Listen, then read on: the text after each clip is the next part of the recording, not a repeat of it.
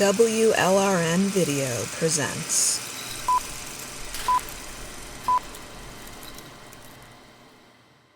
Hi there, this is Aurora with Women's Liberation Radio News, and today I am going to be speaking with Jennifer Lahl about her new film, Transmission, What's the Rush to Reassign Gender?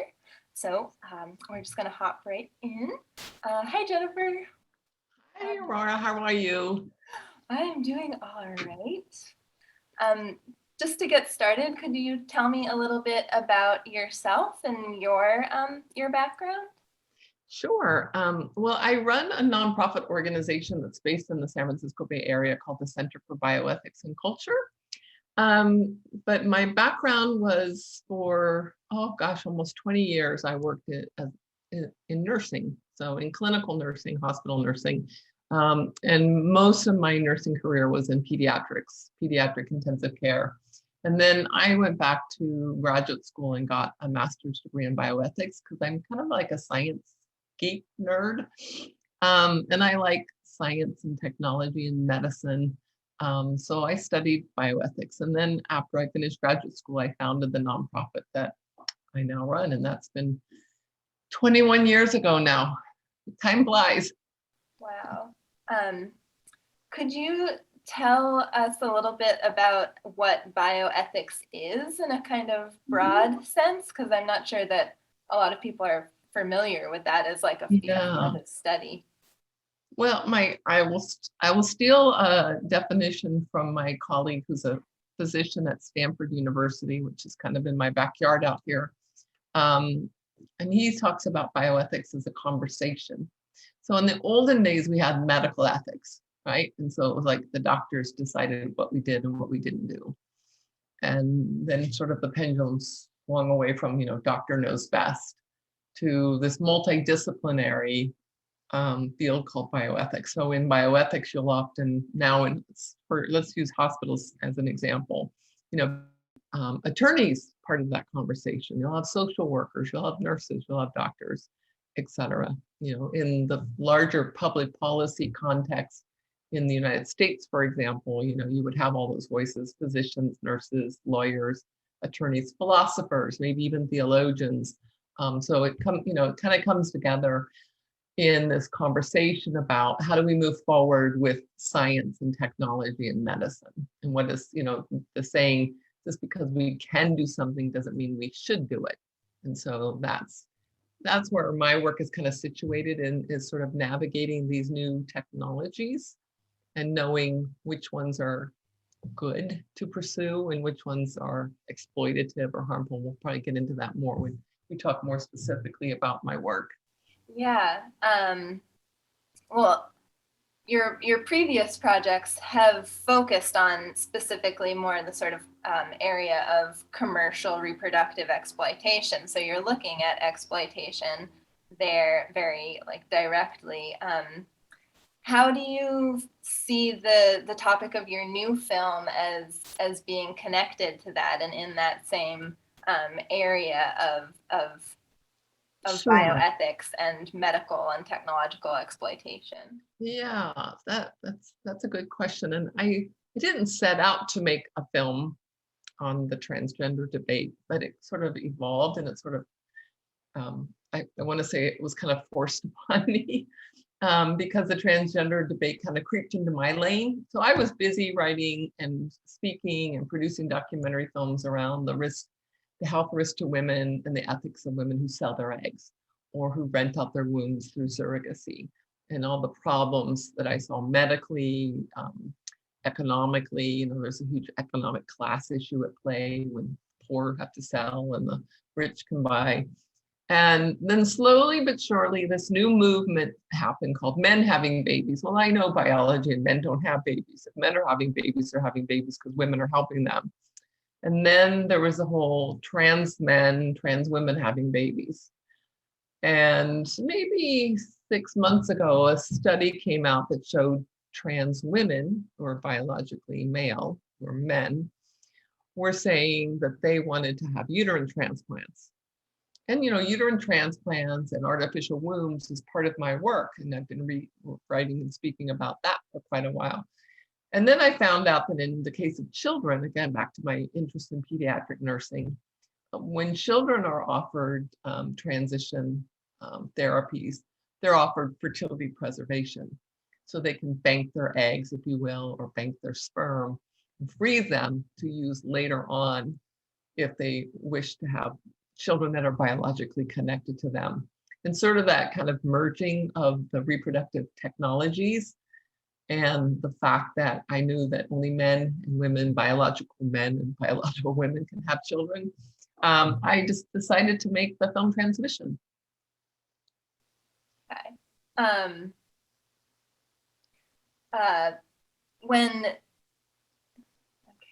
How far along is the research into uterine transplants? That's just something that sort of baffles my mind. Yeah, I mean, for males, because I know they recently did one.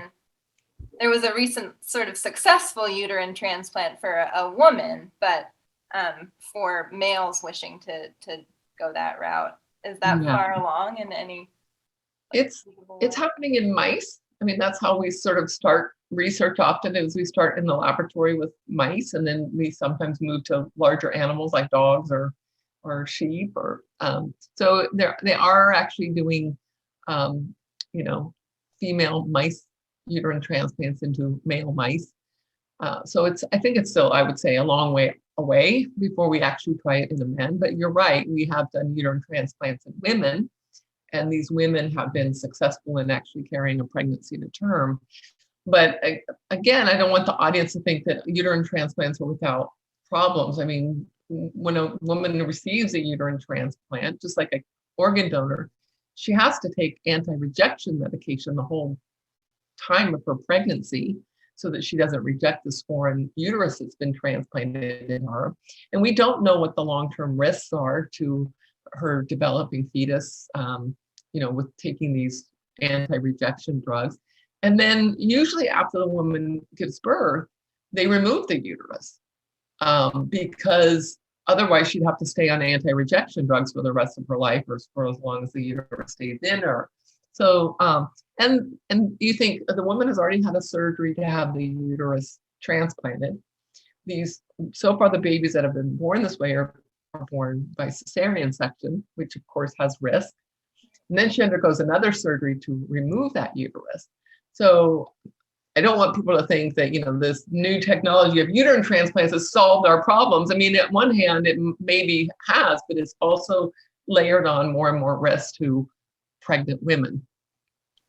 I mean, it seems like a long workaround to the problem of wanting a child. Yeah. Exactly.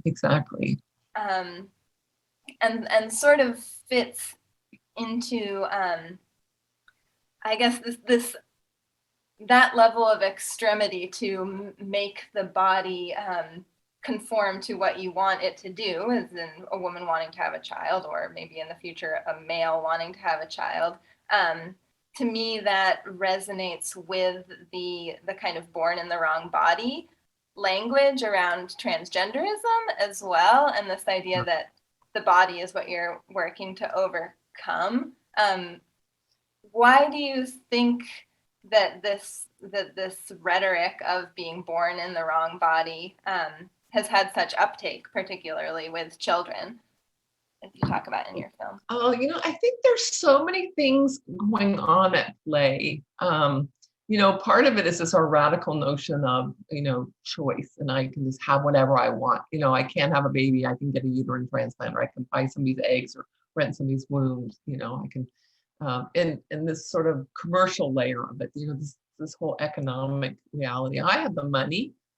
We have this technology, so who's to say I can't, go buy or get whatever I want? So we already have that sort of, notion of that. If it's out there and it's available, I can have it. And who are you to say I can't? There's this, from my own, experience working in academic medicine, clinical nursing, there is this shift in what medicine used to do. Medicine used to be about treating, curing, alleviating suffering, those kinds of things. And now, medicine is, the whole field of plastic surgery. The whole, I want to be a woman and I'm really a man, or I want to be a man, or I don't like my leg. I mean, there's actually surgeons that have removed people's legs because they have this body dysmorphia that says I'm really, an amputated leg person. And these legs don't fit in with, my image of who I am as a person. So there's, this corruption of medicine that's just about providing a service. What do you want? And I've got the money, I can buy it. Then added on to that is the whole, just the profit motive. That, we see that with big pharma, and just the theme in, transgender medicine is once you medicalize somebody, you have a patient for life. Because, I live in California, Caitlyn Jenner will forever, ever, ever have to take, estrogen for as long as he wants to pretend like he's a woman. And I say he because he's a biological male, and I'm quite comfortable calling him a him. So I think those are, the corruption of medicine, the power of money, this rugged individualism that if I want something, I can have it. And then that trickles down to children. And I think Megan Murphy in the film Transmission said it really well. There's this radical ideology, and it's well-funded.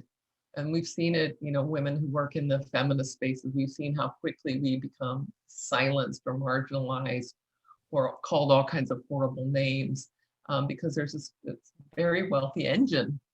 Back to the transmission, the title of the film, we kind of wanted this, this driving, this pushing, this, and that's a lot of it's because of male fetishes, if I can just say that. We've always had problems with wanting to push the age of consent, and that's usually been driven by men wanting access to little girls' bodies, or men wanting access to little boys' bodies. So there's just a whole bunch of things that are kind of like a perfect storm. Yeah, no, definitely. I find it very surprising that parents are so open to this idea that their child was born in the wrong body, because in most cases they gave birth to their child. And I mean, I know if I were a parent and someone told me that my child was born in the wrong body, that would be really, I wouldn't accept that as valid. In talking to parents, did any of the parents that you spoke to bring up this idea of being born in the wrong body, and how their response to that was? Mm-hmm. Well, I think too, there's a lot of parents out there that have not bought into this, that are dealing with children, their own children, or children in their family, extended family, or kids at their school, that haven't bought into this. And they're, unfortunately, again, this is like how women's voices are often silenced or not listened to. The parents that are dissenting, that are saying no to this, they're also not being put forward. If any of your listeners watched the 60-minute segment, which was a few months ago, I mean, there was an absolute outrage from the radical trans side of this debate that we'd even dare hear from the detransitioned voices. So there are, there's this is, so I don't want people to think that the number of parents that are agreeing to do this is the majority. I think, in fact, they're probably the minority, but they're put forward as, see, it's so great, it's really helped this child, and it's wonderful, and we're such an affirming family. But yeah, parents, and I saw this back in the years that I worked in hospitals, parents rightly want to trust their physicians, whether that be their pediatrician or whoever their first contact with when they take their gender confused child to see a doctor. And they often don't feel that they can push back because they don't have the language. They don't have the question to ask. And when there's a doctor saying, well, the studies show this, and if you don't affirm your child's going to commit suicide, they put all that kind of weighty stuff out there. So when we made this film, we were like, our first audience was, we're going to speak to parents that are in the space, either with their own children or children that go to school with their kids, or, they serve on PTAs. Parents are very active. I mean, we've seen that just through the COVID pandemic with the locking down of schools, that parents have really become quite mobilized and quite agitated about what they want it's for the best of their children. So we hope that, I think close to over 500,000 people have already been reached with our film. That there will be the language. So when a child comes to their mom and dad says, I was born in the wrong body, they can say, no, you were not. No one's born in the wrong body. You were just born in the perfect body that's just perfect for you. Or when the physician says we need to affirm this, the parent can say, no, let's look at what else is going on. Is this a child that's on the spectrum? Is this a child that's being bullied at home? In our film, we interviewed 2 detransitioned people, Hachi and Jade, and these are adults that transitioned and then detransitioned, and they had horrible experience of trauma, neglect, abuse, rape, child abuse, sexual abuse, so there was, what's going on in this child's life in all these areas that a child is involved in: school, community, and the home. And really look at what's going on and not rush. Again, the tagline of the film is "What's the rush?" to reassign gender. These aren't life-threatening illnesses like a child who has cancer or has been hit by a car that you have to rush and make a decision really fast. We can take our time, and we don't have to medicalize these children. We don't have to do things that are permanent, that are irreversible. Yeah. To what extent do you think that the rush has to do with the industry that's growing around this, trying to cash in on it now before it becomes clear that this is harmful in the long term? Like before the research can come out that shows the long-term consequences, because we don't have a generation of sex reassigned children yet to do like a longitudinal study. But I think it's going to become clear soon enough that this is harmful. Yeah, I want to be charitable in that I think the doctors that believe in this gender affirmation track really are true believers. They really think this is the new way to treat these children that have these kind of dysphoric feelings. But I do think there's also a rush because it's a new field, and we like something new. We like new technology. We like new interventions. Look at the rush to get people vaccinated with this new vaccine, and people are like, well, I don't really know, it's kind of new. So, we are fascinated with new things. And sometimes we just assume because it's new, it's got to be good, which in fact isn't always the case. And there's a lot of new drugs, for example, that come onto market, and then after a while we realize, oh, these are bad, and we pull them off the market. So I think that is also just driving this rush, that this is the new accepted way that we treat these children. And, if you're not on board with that, then your child is going to, harm themselves or suffer. Yeah, I think it's also hard for doctors and therapists and things who are critical, because there's such institutional pushback as well, in the same way that people outside of the medical industry, feminists, for example, who are critical, face very harsh retaliation. It's the same for those in the medical industry, because there's been such capture. Absolutely. You have the medical professional societies that have adopted this as the new standard of care, whether it be the Pediatric Endocrine Society or the American, Academy of Pediatrics. So these, the doctors that we interviewed in the film, and we interviewed doctors that are in favor of this, and we interviewed doctors who are not in favor of this. And the doctors who are not in favor of this, they're ostracized when they go to their professional society meetings and conferences. One of the doctors speaks about being canceled a few times. He was invited to give talks, and then they're like, oh, whoa, he's not a gender affirmation pediatric endocrinologist. We can't have him speak. So there is that, nobody wants to be the first one, but we're hoping, the courage is courageous. And as more and more doctors and counselors, there are some that are really being quite outspoken that will catch on too. Have any larger medical organizations come out against it as like their statement? Like you were saying, the American Academy of Pediatrics, I know that they have come out for it, and that's their standard. Are there any professional groups that have come out with their standard being more questioning, or? Yeah, there are.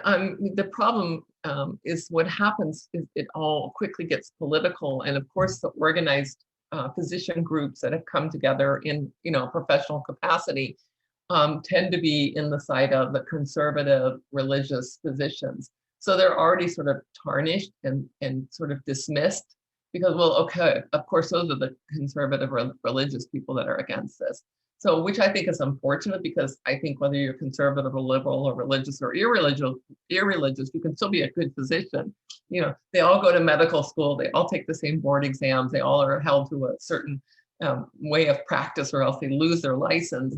But and that's why we see groups like Hands Across the Aisle, that work together with women on the left and the right, on these gender issues, because I think, it's just sad to see that the Democrats and the progressives, liberals, they should be leading the charge on this.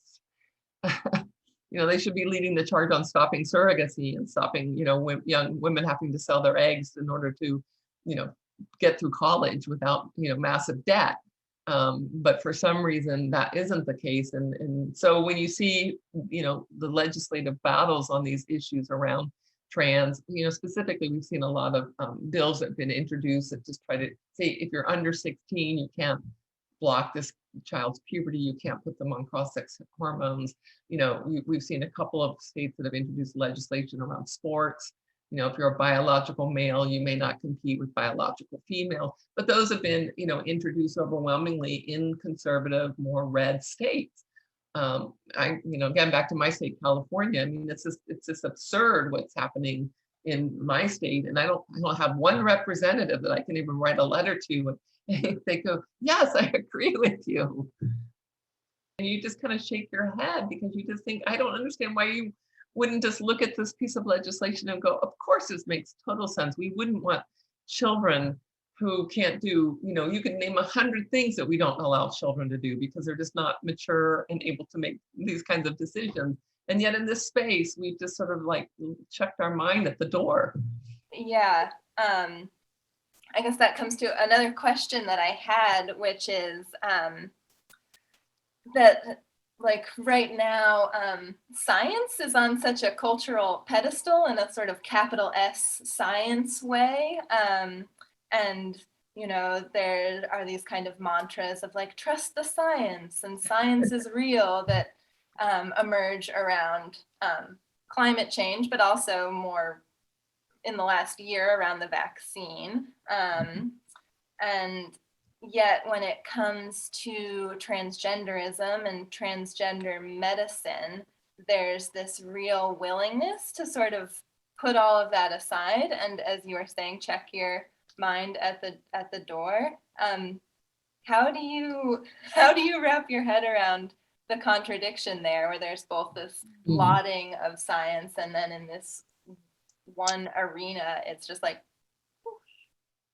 yeah, well, I think, again, I hate to keep using the COVID pandemic as an example, but, I think scientific expertise and medical expertise, I'll kind of lump medicine and science sort of together, has taken a serious hit. They need like a public relation makeover, because, you get competing sound bites, you get competing, ideas, you get competing evidence.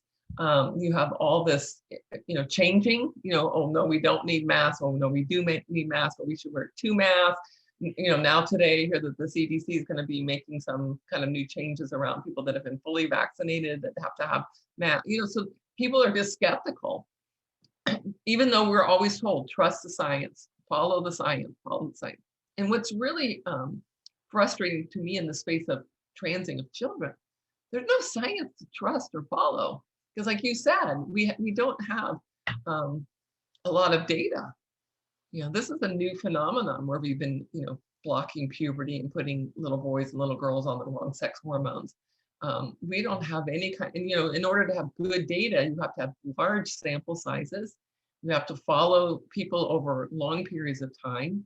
That's, back to my work in like egg donation. There's a lot of studies out there that say fertility drugs don't cause cancer. When in fact, if you look at a lot of the studies, they don't follow women long enough to when normally women would develop breast cancers or uterine cancers or cervical cancer. So you have to say, well, this isn't really a helpful study because women normally get those kind of cancers in their 50s or 60s.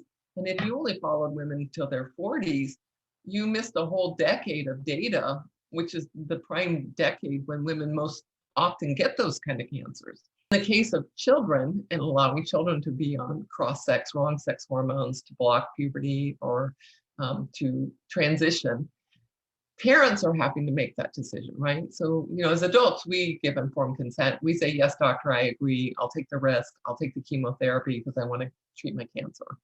And we have a wealth of information that's available to us because there's been millions of people that have taken this particular type of chemotherapy, for example, in the case of breast cancer. Millions of women have had those kind of, so we have good data.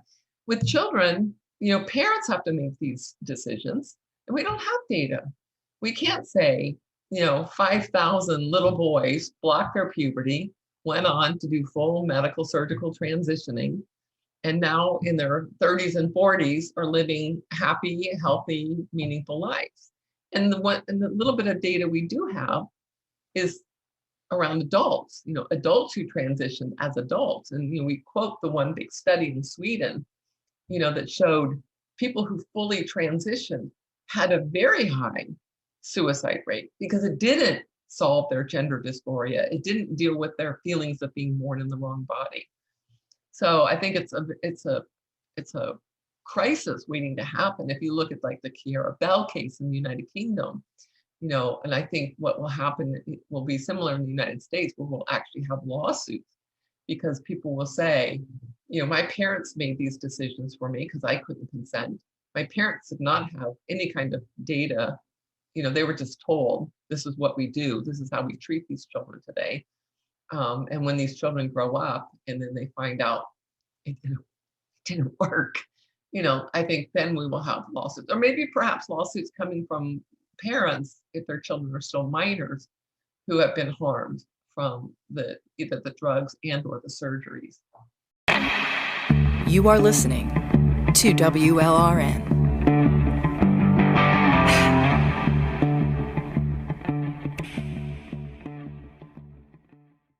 Had parents reach out to you after now that the film is out, reaching out for I don't know, advice or looking for information? The day we released the film, I just sent out a tweet with the press announcement, and within an hour I got an email from a dad, and he just said, thank you so much for making this film. I run a parent support group. We're a network of about 55 families that all have children in this space, whether it be boys, girls, whatever. And I went, wow, that was fast that word got out. Just over the weekend, there's another parent support group that's based in the United Kingdom that reached out to me and told me about their work. And they've already put like the link to the film and built a whole page on their website with the film, because the film's free to watch. So, we're encouraging people to watch it, and share it widely. But I thought, wow, that was really, and so, yes, there's parents out there, and back to my earlier point, they're organized. They're meeting with their local representatives from their state, for their government, they're meeting with their PTAs, they're meeting with their school boards. So I'm just so encouraged because I do think, at the end of the day, parents care most about their own children and making sure that their children are not hurt or harmed or allowed to do something that's, got permanent negative, complications for them. So it's fun to see that happen. Yeah, that's great. What I think is a really sinister twist that happens when parents do come out in this way, though, is that it is sort of, you see it framed as a kind of oppressive gesture where parents come in as protectionist in this oppressive and sort of squashing way. What do you think about that kind of discourse around it, where, I mean, parents have gotten into serious trouble for interfering with their children's transitions as well. And I think that there is a kind of tendency to demonize parents who wish to interfere, both as conservative and as wanting to stand in the way of their child's true self. Was that something that the parents you spoke to experienced, that kind of demonization? Well, one of the moms in the film did say how even her own family was against her for not affirming and allowing her child to transition. So there is that sense that, my pediatrician's against me, the therapist that they want my child to see is using their child's preferred pronouns and referring to them by their new name. The schools are, pushing this affirmation on this children. So there is a sense that a lot of the parents do feel like everybody's kind of against them. I don't really know I don't think that that's a conservative parent versus because I think this cuts all families, and this one particular group that has like 55 families, it's based in California. So my hunch, I don't know this because I haven't met these 55 families. My hunch is that they're probably not conservative because they're organized in the state of California, which is a pretty blue state. But I do, again, back to being a pediatric nurse, I do feel that parents' voices need to be listened to. We were in my years of working with children in the hospital, we would bend over backwards to accommodate all kinds of cultural issues, because in kids, we had families from different countries, spoke different languages, had all kinds of different religious beliefs. We had a Rolodex of probably 75 different translators because we never knew what kind of language we would need to be able to, even though we, children's hospitals tend to be more free on the rules, so we don't have really strict visitor policies because we want moms and dads and aunts and uncles and grandmas and grandpas and siblings to be able to come and go and visit and, try to, be there with that child. We very rarely would we have to go to court. It was often maybe in the case of like a child that was Jehovah's Witness and they don't allow blood transfusions. But again, we would try to do all kinds of other things before going to court and having sort of this, lawyer judge come down and say, no, I'm sorry, we will force this child to have a blood transfusion in order to save their life, because, you can do all kinds of other things that aren't giving blood that can still deal with whatever the symptoms are this child's having. And there's all kinds of synthetic, fluids you can give children that isn't blood. So in the spirit of their religious belief, we could honor that. And I think we need to keep doing that. I mean, we're in the United States, we have all different kinds of people here that have all that different kinds of ways. Now that cuts the other way. Now, if you have a parent who's dead set on allowing their child to gender reassign, that's where I would say, no, we're not going to do that. This isn't a life-threatening situation here. This child is not going to die. We're going to acknowledge that this child has problems, that these feelings are true and they're valid and they're real. But let's look at other things. Let's look at counseling, whether that be psychiatry or, again, we saw the anorexic kids in the hospital when they got to the point of almost dying because they were just starving. I didn't see them outpatient, but I saw them in the hospital. And we didn't just say, oh yeah, this child thinks they're really fat. Those children there was not even a cup in their room because they would want to drink water, so they could make themselves throw up. We would turn the water off the sink. We would have, the maintenance people come up from the bowels of the hospital to make sure that there was no water that was even running in that room, because there was some, in particular, these were usually young girls that were so, far down that rabbit hole of their eating disorder that they would drink water just to make themselves throw up. So I think in this case, we need to make sure that even parents are not allowed to let their children reassign their gender. You can't reassign your gender anyway. Right. Yeah. I hope that made sense. Yeah, no, it did. I'm thinking of, I was thinking of how parents who are concerned tend to be cast as, I guess, something as transphobic, or they're opposed to their children going through this procedure because they can't stand the idea of their child not being like a gender conforming dressed in pink Sally, or dressed in blue David. And I just wonder how parents feel about that you spoke to, or what your thoughts are on that. This idea that those who are concerned about it are concerned because they want their child to conform to gender, rather than that they have concerns about their child's health and well-being. Yeah, well, I think because often when you are treating a child, you are oftentimes treating the family, right? Just because, the child might have the disease in the case of an actual illness, or this condition of gender dysphoria or body dysphoria, you're treating the family. First, obviously the patient is the child, but secondarily the patients, if you will, are the parents, and oftentimes the siblings too. So that gets back to the holistic approach of good counseling. What's going on in the home? Maybe you have a mom or a dad that absolutely just cannot imagine that their little boy likes to do ballet and bake cookies, so that is dealt with by counseling and therapy, not by allowing the child to transition.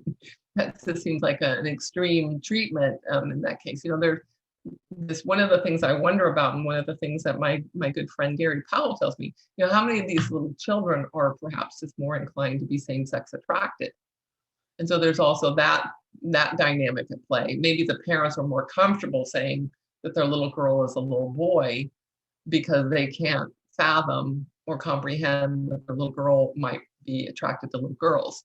So, you really have to, in treating this child, look at all these spheres of this child's life and what other things are coming into play that are making this child think this or feel this way. But one question that I did want to talk about is why you think that there's so little resistance to gender medicine among people who would call themselves progressives, and might often, or one might expect them to be a little bit more skeptical about the kind of big business interests involved here. And yet there's not a lot of skepticism around the fact that we're talking about an industry with a lot of money to make. Yeah, I thought, because you were so kind to send me some of these questions in advance, so I could kind of be thinking. And that's one of the hardest questions, that because I can't say this is why, and I can prove that this is why because of X, Y, and Z. Back to, we want data and we want good evidence. I do think it's because people that are more progressive, more on the liberal side of the aisle, want to be tolerant and inclusive. Those are good things. We all want to be tolerant and inclusive. They're not always necessarily comfortable drawing lines. Like, I'm really comfortable drawing lines, especially in the area of medical ethics. This is a bright line. We're just not going to do this. We're not going to harm a young girl by poaching her eggs because somebody wants to have a baby. To me, I don't have a problem with drawing lines. And I think, in their spirit of wanting to be tolerant and accepting and embrace diversity, there is just this pull of not wanting to draw lines and say, well, but you can't do that because that's a limitation. Also, this love of technology. We don't want to limit. We've got something new. We've got to, and I've seen it especially, which makes me really frustrated. Like, the National Organization for Women, organizations like that I've never been able to get them on board with me on the whole area of egg selling or surrogate pregnancies, surrogate motherhood, because it's like, it's your body. If you want to enter into this contract and do this, you can do that. we know that these kind of more progressive feminist organizations have, not been with us on issues of like prostitution and pornography. And I think that just translates down into this new field of transgender medicine. They're perfectly happy to embrace transgender men and women adults. And so why can't we just imagine, in the spirit of diversity, that this feeling of being an adult, feeling born in the wrong body, can also happen in, as a child. That you don't just develop these feelings because you're 18 now. Like you wake up and go, I was born in the wrong body. So I think that, again, without to be able to say definitively, those are just sort of the things that I think about that maybe is causing that. And there is this sort of reaction to, well, if the conservatives are on this side, well, then I must have to be on the opposite side, because I don't ever believe with what conservative people do. So this notion that you have to, and I saw that play out in just the presidential debate over Biden and the Equality Act. And there was this sort of division between, well, but I can't, vote for somebody who's not the head of the Democratic ticket, even though I'm scared shitless of the Equality Act. So yeah, what do you think? That's the thing that always leaves me a bit speechless too, because I know a lot of people who would put a lot of energy into calling themselves anti-capitalists and will use terms like the medical industrial complex. And yet, with regards to transgender medicine, both with children and then with adults, all of that is completely fine. There's no criticism there. And they're all rather infatuated with this idea of hormones as a kind of medical commodity that you can buy for a certain kind of social capital. So I really can't understand it, but I came into the same kind of speechlessness around the anti-capitalists' embrace of prostitution as well. And I do think it has a lot to do with the emphasis on choice, where everything around the kind of individual choice falls away and it becomes completely out of context. And so you lose sight of the larger forces at play, or like, who is offering you this choice, right? But I don't know. That's the thing I have the hardest time with. 'Cause I'm like, I know you want to be nice, but you really don't think there's something odd here about these like multinational corporations selling medical products to children that are going to guarantee those children are lifelong users. It just seems like skepticism would be the obvious response, and yet that's so far from what's happening. And we all probably, I'm sure I'm guilty of it. If it gave me enough time, I could probably think of examples where my view of the world and how it, the perfect world and how it should be, I have inconsistencies. I do things that I go, well, that doesn't really line up with what I know to be true or think to be true of the world. So, there's a layer of that going on with all of us, that we just don't live perfectly pure lives in our thinking. But yeah, I do think in this area that it is mind-boggling to me, being out in California, everybody's so health conscious. Everybody doesn't want anything that's hormonal in their food or in their their gardening, and any of the food supply chain has to be very pure and clean and healthy. But then we do things like this to children, putting them on these high doses of cross-sex hormones that their bodies were never meant to have running through their bloodstream. We do that with surrogate mothers. We do that with egg donors. And I kind of go, and California is one of the, it's the Wild West. I mean, big fertility is huge out here.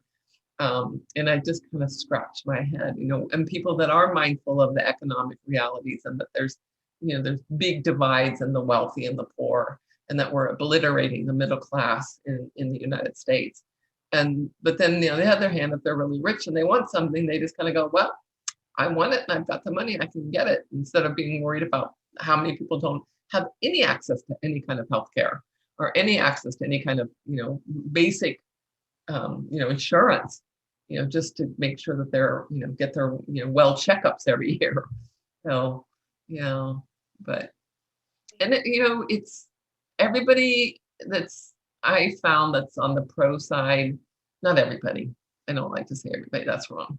A lot of people on the pro side, they have a conflict of interest, and the conflict of interest is almost overwhelmingly financial.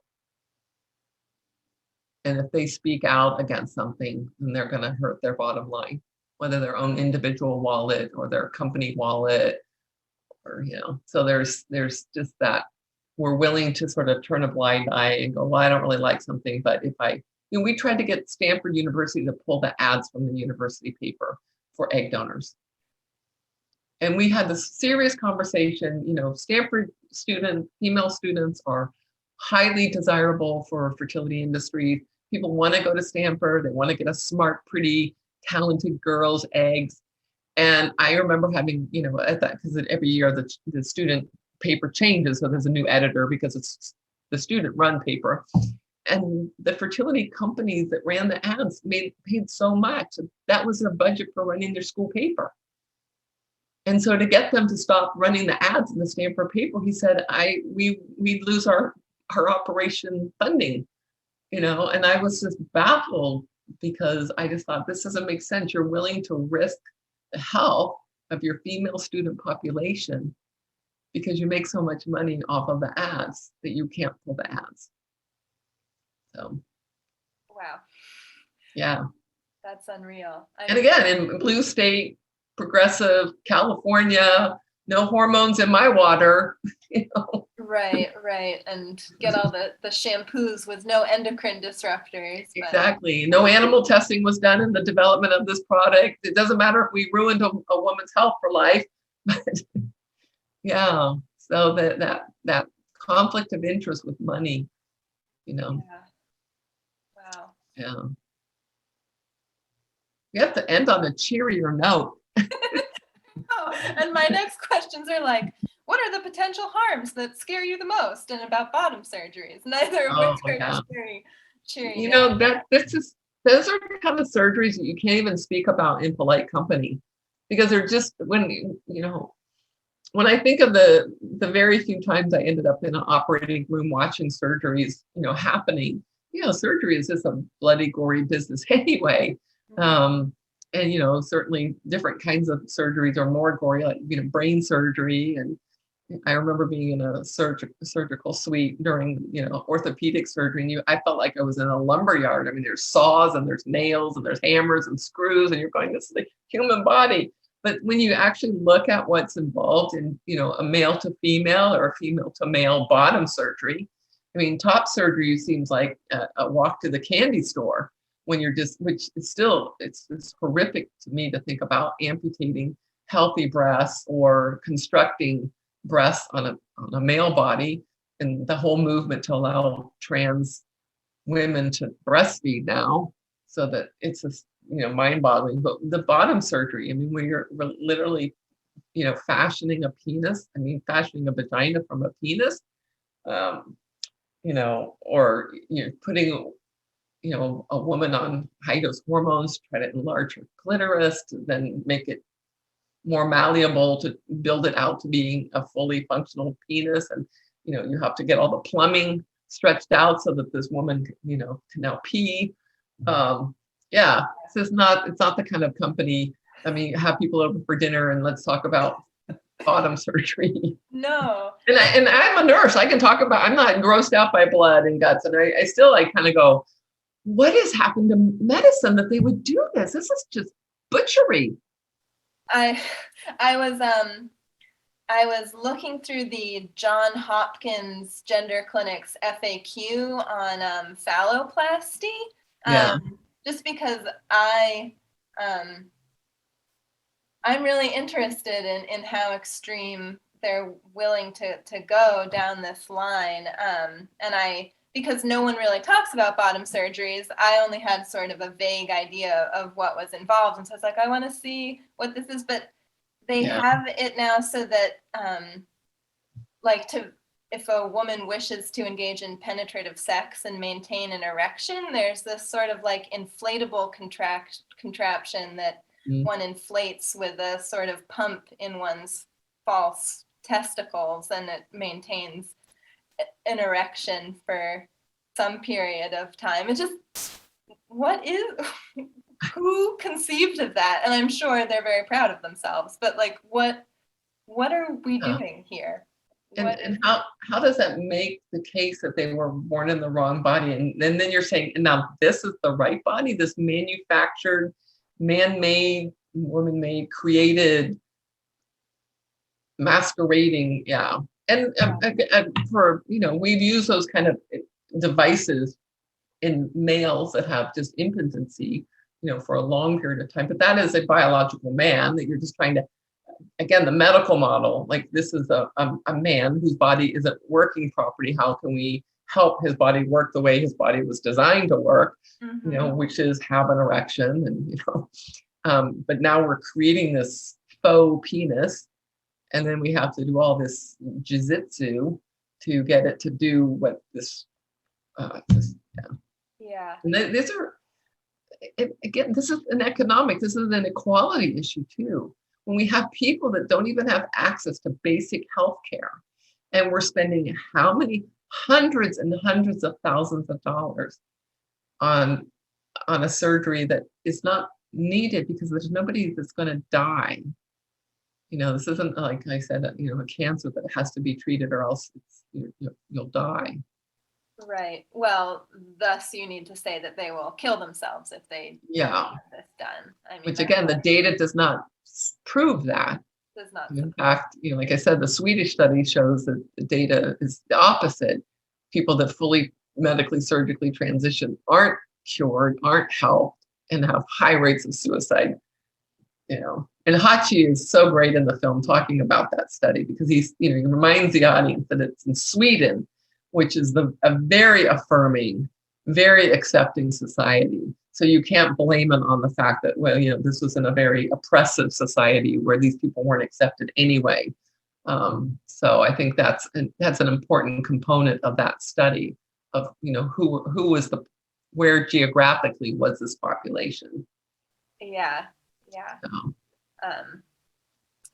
I guess a question with the bottom surgery is, to what extent do you get the sense that that is being promoted for children going down this course as the kind of like final destination, or the climax of their process is to undergo bottom surgery?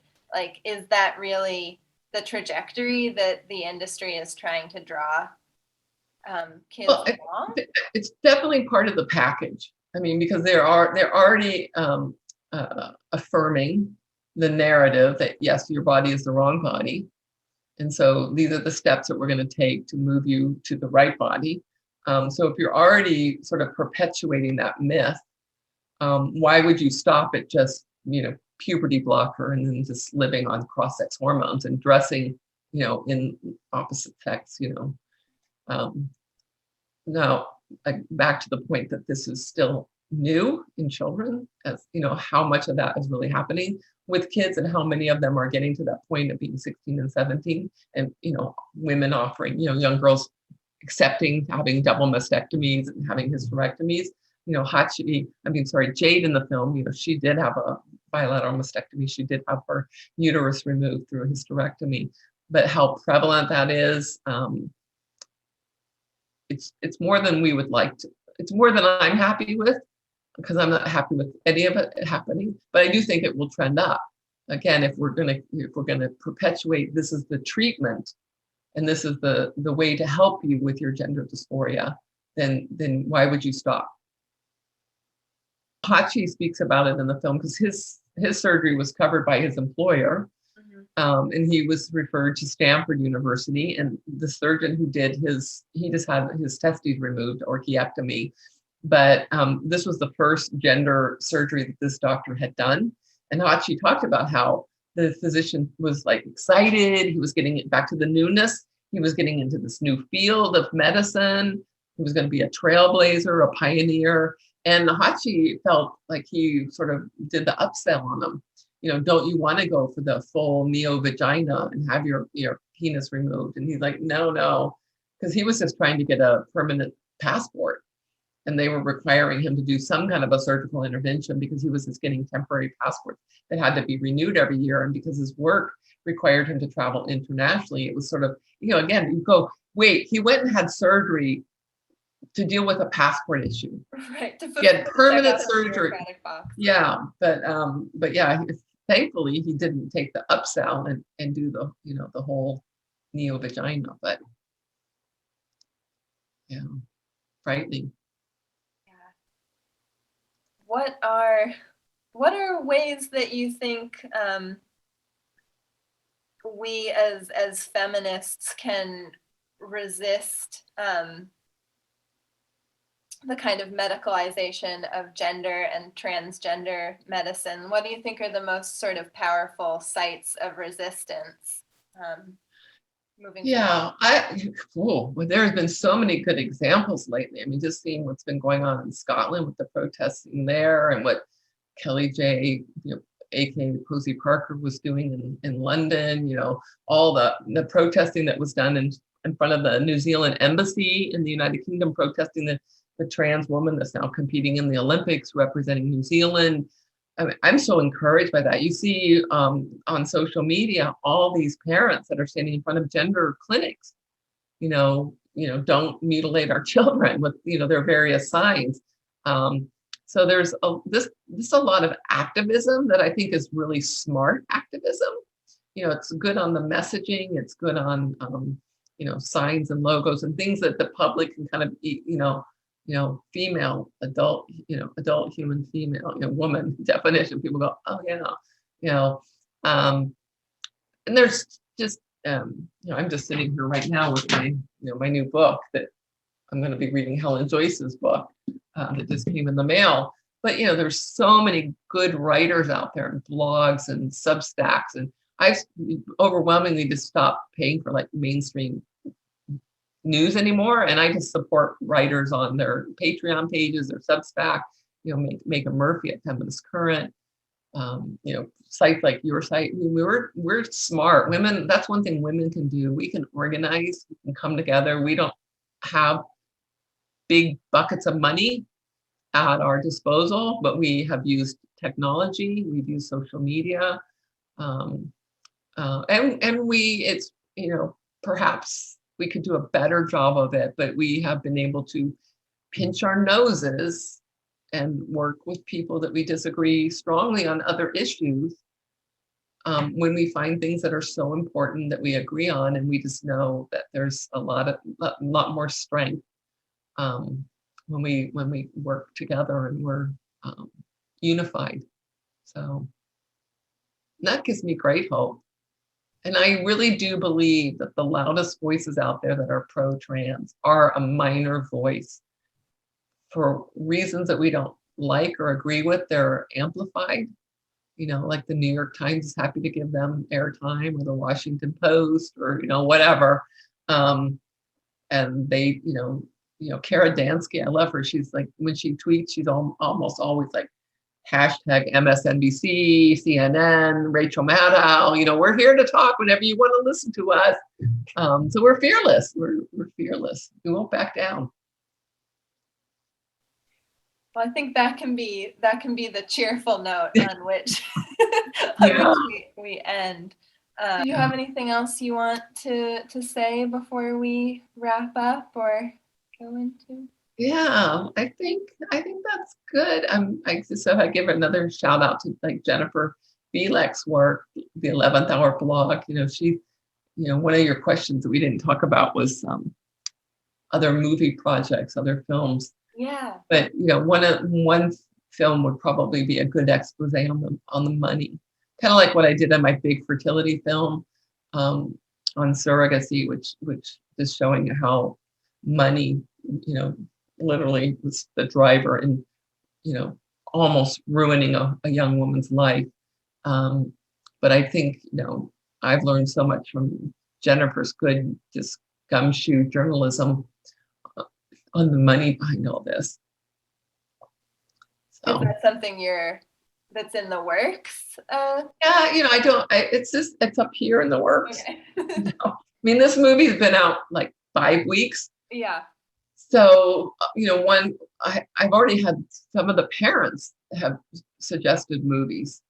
Like, oh, we make a movie next about, really focus on just the kids, or, but, for me, it's, even though it takes, this movie we made really fast. We made it in like 6 months because of COVID and because of lockdowns and just normal things that I would have been doing with my day-to-day job, I wasn't doing. So I had a lot more time just to devote to a film.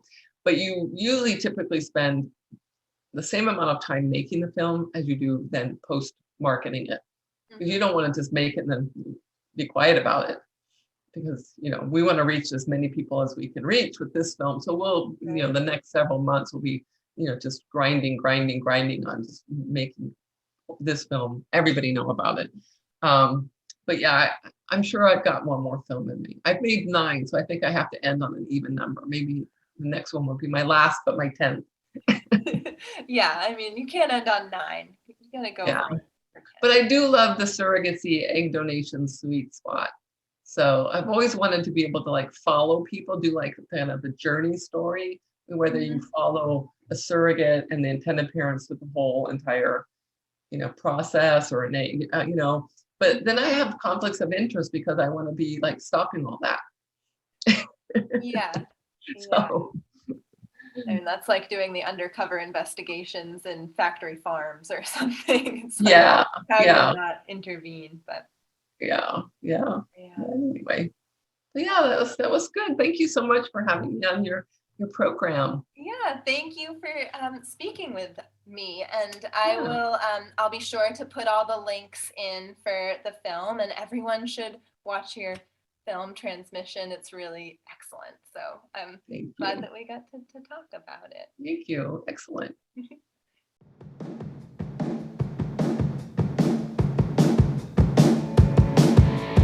Hello, sisters.